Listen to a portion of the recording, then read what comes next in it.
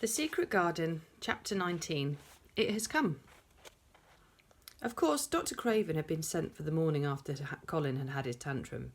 He was always sent for at once when such a thing occurred, and he always found, when he arrived, a white, shaken boy lying on his bed, sulky and still so hysterical that he was ready to break into fresh sobbing at the least word. In fact, Dr. Craven dreaded and detested the difficulties of these visits. On this occasion he was away from Misselthwaite Manor until the afternoon. "How is he?" he asked Mrs. Medlock rather irritably when he arrived. "He will break a blood vessel in one of those fits some day. The boy is half insane with hysteria and self-indulgence." "Well, sir," answered Mrs. Medlock, "you'll scarcely believe your eyes when you see him. That plain, sour-faced child that's almost as bad as himself has just bewitched him. How she's done it there's no telling. The Lord knows she's nothing to look at, and you scarcely ever hear her speak. But she did what none of us dare do. She just flew at him like a little cat last night, and stamped her feet and ordered him to stop screaming. And somehow she startled him so that he actually did stop. And this afternoon, well, just come up and see, sir. It's past crediting." The scene which Dr. Craven beheld when he entered his patient's room was indeed rather astonishing to him. As Mrs. Medlock opened the door, he heard laughing and chattering.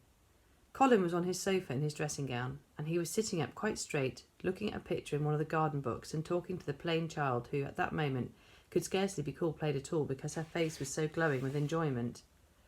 "Those long spires of blue ones, we'll have lots of those," Colin was announcing. "They're called delphiniums." "Dickon says they're larkspurs made big and grand," cried Mistress Mary. "There are clumps there already."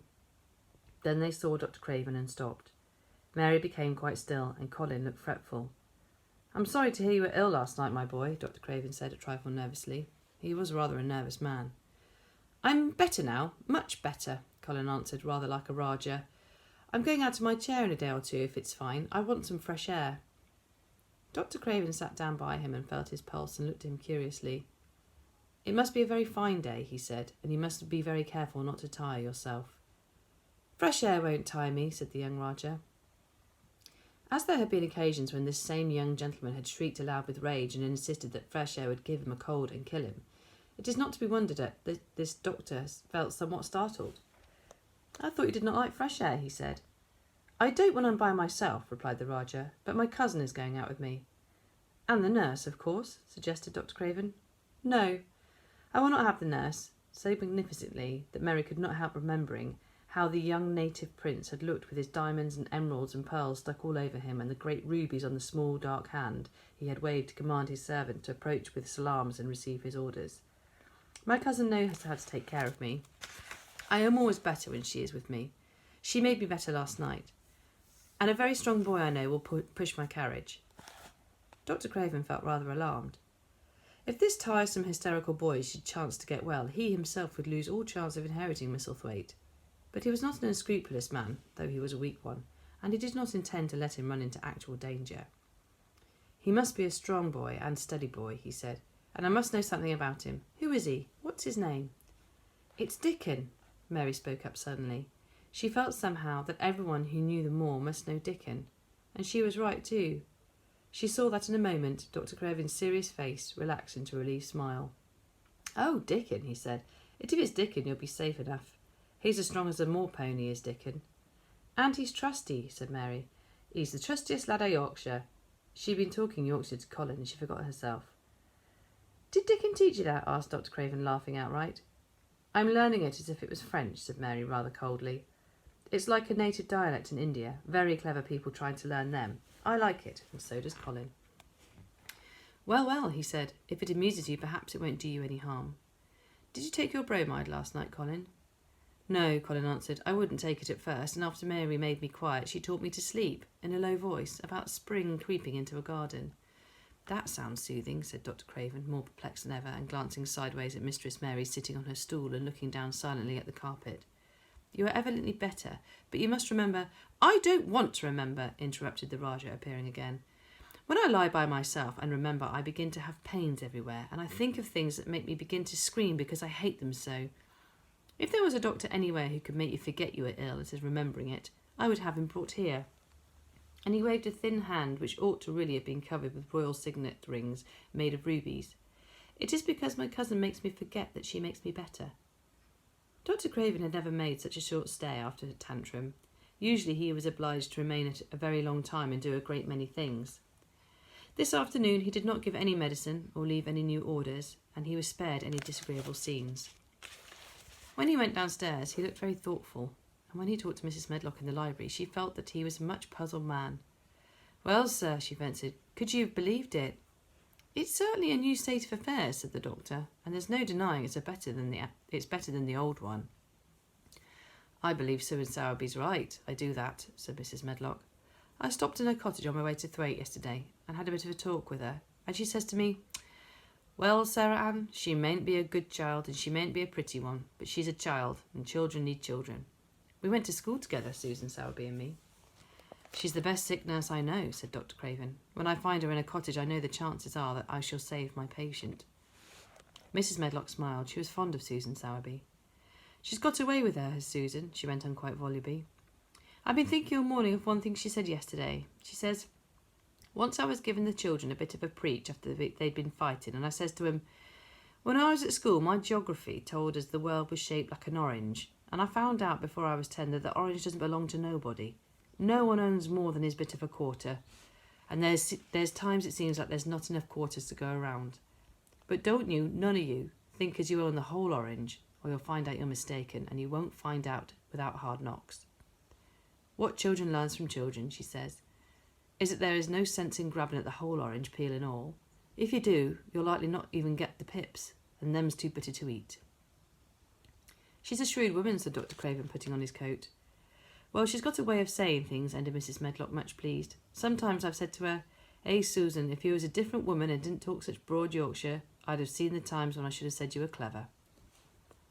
That night Colin slept without once wakening, and when he opened his eyes in the morning he lay still and smiled without knowing it. Smiled because he felt so curiously comfortable. It was actually nice to be awake, and he turned over and stretched his limbs luxuriously. He felt as if tight strings which had been held him had loosened themselves and let go. He did not know that Dr. Craven would have said that his nerves had relaxed and rested themselves. Instead of lying and staring at the wall, wishing he had not awakened, his mind was full of the plans he and Mary had made yesterday, of pictures of the garden and of Dickon and his wild creatures. It was so nice to have things to think about. And he had not been awake more than 10 minutes when he heard feet running along the corridor and Mary was at his door. The next minute she was in the room and had run across to his bed, bringing with her a waft of fresh air full of the scent of the morning. "You've been out! You've been out! There's that nice smell of leaves!" he cried. She had been running and her hair was loose and blown, and she was bright with the air and pink-cheeked though he could not see it. "It's so beautiful," she said, a little breathless with her speed. "You never saw anything so beautiful. It has come. I thought it had come the other morning, but it was only coming. So it's here now. It has come. The spring. Dickon says so." "Has it?" cried Colin, and though he really knew nothing about it, he felt his heart beat. He actually sat up in bed. "Open the window," he added, half laughing with joyful excitement, and half at his own fancy. "Perhaps we may hear the golden trumpets." And though he laughed, Mary was at the window in a moment, and in a moment more it was open wide, and freshness and softness and scents and bird songs were pouring through the air. "That's fresh air," she said. "Lie on your back and draw in long breaths of it. That's what Dickon does when he's lying on the moor. He says he feels it in his veins, and it makes him strong, and he feels as if he could live for ever and ever. Breathe it and breathe it." She was only repeating what Dickon had told her, but she caught Colin's fancy. "For ever and ever. Does it make him feel like that?" he said, and as he did, as she told him, drawing in long, deep breaths over and over again, until he felt that something quite new and delightful was happening to him. Mary was at his bedside again. "Things are crowding up out of the earth," she ran on in a hurry, "and there are flowers uncurling and buds on everything, and the green veil has covered nearly all the grey, and the birds are in such a hurry about their nests for fear that they may be too late, and some of them are even fighting for places in the secret garden. And the rose bushes look as wick can be, and there are primroses in the lanes and the woods, and the seeds we planted are up, and Dickon has brought the fox and the crow and the squirrels and a newborn lamb." Then she paused for breath. The newborn lamb Dickon had found 3 days before, lying by its dead mother among the gorse bushes on the moor.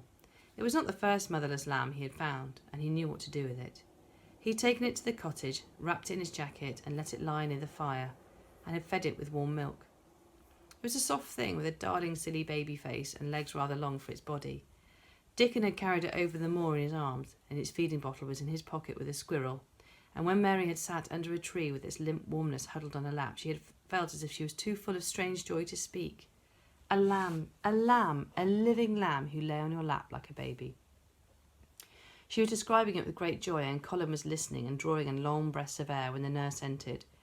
She started a little at the sight of the open window.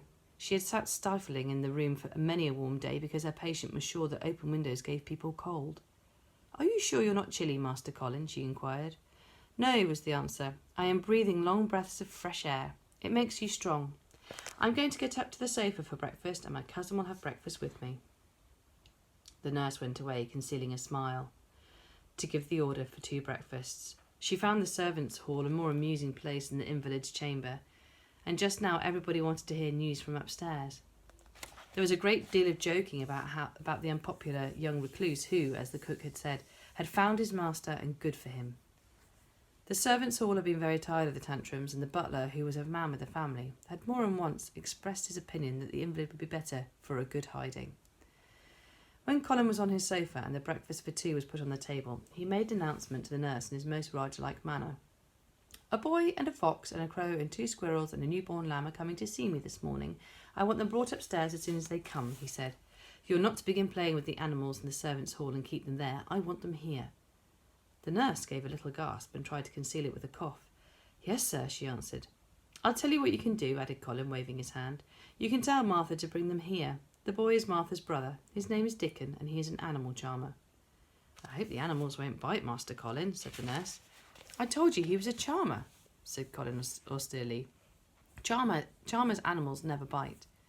"There are snake charmers in India," said Mary, "and they put their snakes' heads in their mouths." "Goodness," shuddered the nurse. They ate their breakfast with the morning air pouring in upon them. Colin's breakfast was a very good one, and Mary watched him with serious interest. "You will begin to get fatter just as I did," she said. "I never wanted my breakfast when I was in India. Now I always want it." "I wanted mine this morning," said Colin. "Perhaps it was the fresh air. When do you think Dickon will come?" He was not long in coming. In about 10 minutes, Mary held up her hand. "Listen," she said. "Did you hear a caw?" Colin listened and heard it. The oddest sound of the world to hear inside a house. A hoarse caw, caw. "Yes," he answered. "That's Soot," said Mary. "Listen again. Do you hear a bleat, a tiny one?" "Oh, yes," cried Colin, quite flushing. "That's the newborn lamb," said Mary. "He's coming." Dickon's Moorland boots were thick and clumsy, and though he tried to walk quietly, they made a clumping sound as he walked through the long corridors. Mary and Colin heard him marching until he passed through the tapestry door onto the soft carpet of Colin's own passage. "If you please, sir," announced Martha, opening the door. "If you please, sir, here's Dickon and his creatures."